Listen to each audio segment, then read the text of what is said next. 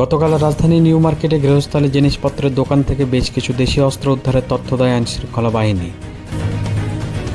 সেনাবাহিনীর তরফ থেকে জানানো হয়, দীর্ঘদিন ধরে ঢাকার বিভিন্ন জায়গায় কিশোর গ্যাংয়ের শোডাউনে দেশীয় অস্ত্রের ব্যাপক প্রদর্শন দেখা যায়। তার সূত্র ধরে অস্ত্র বিক্রয় কেন্দ্রের সন্ধানে নামে সেনাবাহিনী। নিউ মার্কেটের 3টি দোকানে অভিযান চালিয়ে উদ্ধার করা হয় 1000-এর বেশি দেশীয় অস্ত্র। তবে নিরাপত্তা বিশ্লেষকরা বলছেন, এভাবে কোনো দোকানে দেশীয় ধারালো অস্ত্র উদ্ধারের গল্প যদি সত্যও হয়ে থাকে, তারপরও সেনাবাহিনীর উচিত ছিল 5 আগস্টের দিন থেকে থানা লুট করে নিয়ে যাওয়া পুলিশের অস্ত্রগুলো উদ্ধার করা। কারণ রাষ্ট্রের পুরো নিরাপত্তা নির্ভর করছে এসব পুলিশকে শক্তিশালী করার মধ্যে।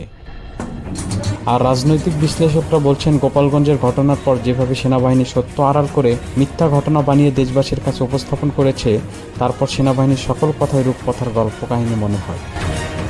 Desk report, bibangla.net।